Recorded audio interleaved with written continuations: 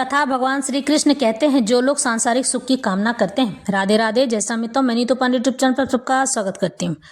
इस कथा का वर्णन भगवद गीता में मिलता है। इस प्रसंग का वर्णन कहते हैं, भगवान श्री कृष्ण कहते हैं कि किसी भी मनुष्य को सांसारिक सुख की इच्छा नहीं करनी चाहिए, शारीरिक सुख की भी इच्छा नहीं करनी चाहिए, क्योंकि जो लोग अपने शरीर के सुख के लिए जीते हैं और संसार के सुख के लिए अपने आप को तैयार करके रखते हैं कि हम ऐसा करेंगे, हम वैसा करेंगे, लेकिन ऐसा नहीं करना चाहिए, क्योंकि ईश्वर से प्रीति करने पर ही मनुष्य का जीवन सफल हो सकता है। सांसारिक सुख तो तनिक क्षणिक भर मात्र का ही है, क्योंकि क्षण भर की खुशी के लिए मनुष्य अपने आत्मा की बात को दबा देता है और वह उसे सुनना नहीं चाहता है।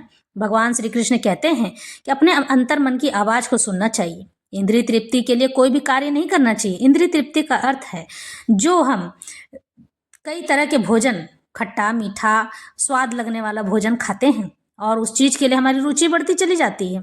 यही नहीं, आंखों को मन भाने वाले चीज, यानी कि कोई चीज अगर हमें अच्छी लगी है, चाहे वो दुर्व्यसन ही क्यों ना हो, उस चीज की ओर वह मनुष्य बार बार अग्रसर होता चला जाता है, उस चीज की ओर वह दौड़ता चला जाता है।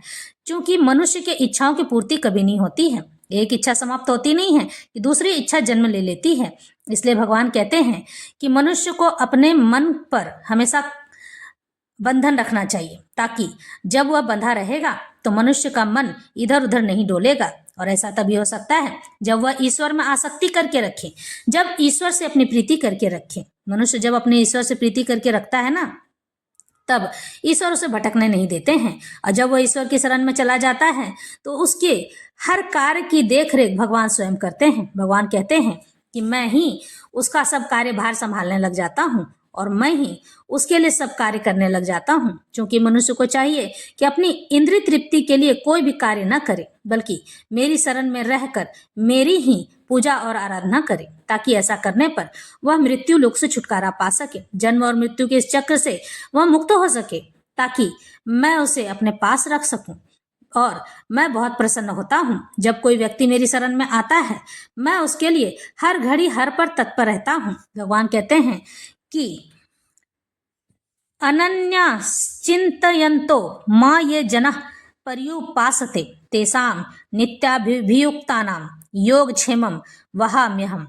यानी भगवान यहाँ कह रहे हैं, जो लोग अनन्य भाव से मेरे दिव्य स्वरूप का ध्यान करते हुए निरंतर मेरी पूजा करते हैं, उनकी जो आवश्यकताएं होती हैं उन्हें मैं पूरा अवश्य करता हूँ, और जो कुछ उनके पास है उनकी रक्षा भी मैं ही करता हूँ। जो एक क्षण भी, एक तिनका भी कृष्ण भक्ति के बिना नहीं रह सकता है, वह 24 घंटे कृष्ण का चिंतन करता रहता है। और श्रवण यानी सुनना, कीर्तन, स्मरण यानी याद रखना, पाद सेवन उनके चरणों की सेवा, वंदन, अर्चन, दास्य युक्त उनकी सेवा, साख्य भाव यानी कि उनसे अपनी प्रीति करना, आत्मनिवेदन अपनी आत्मा से निवेदन करना कि हे प्रभु मेरा हर घड़ी हर समय कल्याण करते रहना, के द्वारा भगवान के चरण कमलों की सेवा में हमेशा नित प्रति रत रहना। ऐसे कार्य हमेशा शुभ होते हैं और आध्यात्मिक शक्ति से पूर्ण होते हैं, जिससे भक्त को आत्म साक्षात्कार होता रहता है और उसकी यही एकमात्र कामना रहती है कि वह भगवान का सानिध्य प्राप्त कर सके। ऐसा भक्त निश्चित रूप से बिना किसी कठिनाई के भगवान के पास पहुंचता है। यह योग कहलाता है। ऐसा भक्त भगवत कृपा से इस संसार में पुनः नहीं लौट कर आता है। क्षेम का अर्थ है भगवान द्वारा कृपा में संरक्षण। भगवान संरक्षण देते हैं, भगवान उसकी सुरक्षा करते हैं। भगवान योग द्वारा पूर्णतया कृष्ण भावना भावित होने में सहायक बनते हैं, और जब भक्त पूर्ण कृष्ण भावना भावित हो जाता है तो भगवान उसे दुखमय के जीवन से फिर से गिरने से उसकी रक्षा करते हैं। भगवान परस्पर उसे राह दिखाते हैं। जब तक वह जीवन जीता है वह मनुष्य ईश्वर के बताए हुए मार्ग पर चलता है, और यही नहीं, लोगों को भी ईश्वर से प्रीति करना सिखाता है। ऐसे अनन्य भक्तों से भगवान बहुत प्रसन्न होते हैं।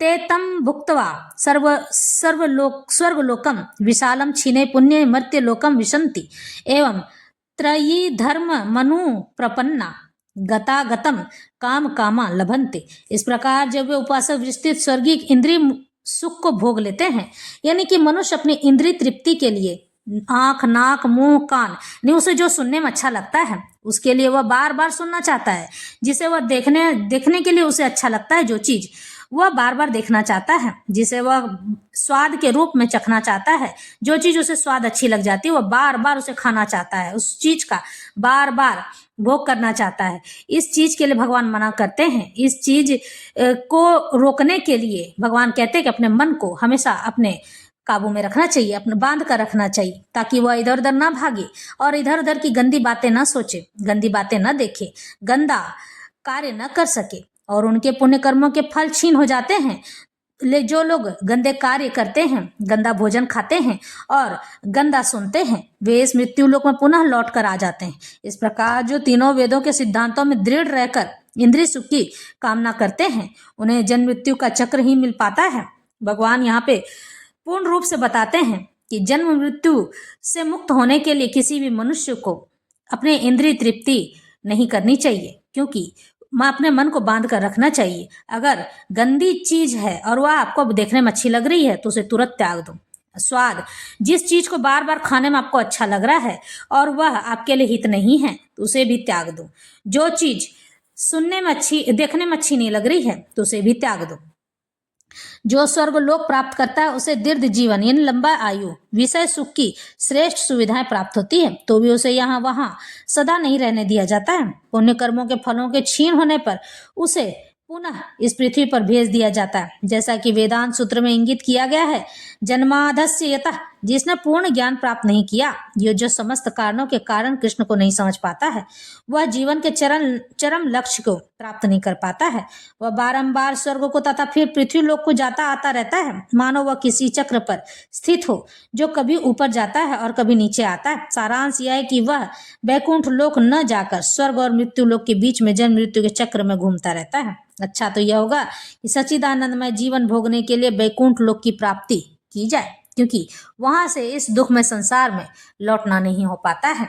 भगवान यह बार बार समझाते हैं कि किसी भी मनुष्य को काम आसक्ति से दूर रहना चाहिए, काम वासना से दूर रहना चाहिए। भोग विलास हमेशा अच्छा हो या कोई जरूरी नहीं है।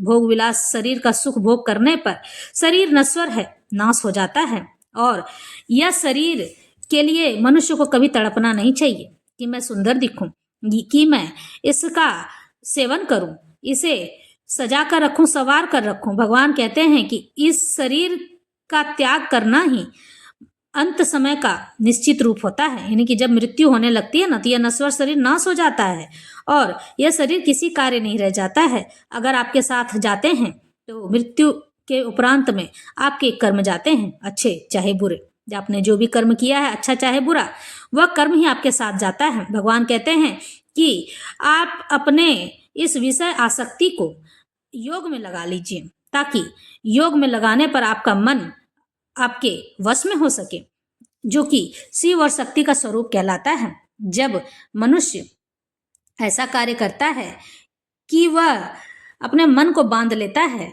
और योग में अपने आप को लिप्त कर लेता है, तो वह शिव और शक्ति का स्वरूप ही कहलाता है। वैसे हमारा दायां हाथ पुरुष रूप होता है जो कि शिव रूप कहलाता है, बायां हाथ स्त्री रूप होता है जो कि स्त्री तत्व शक्ति कहलाती है। इस तरह से भगवान हमें बार बार समझाते हैं कि मोह, शरीर का मोह त्याग देना चाहिए। शरीर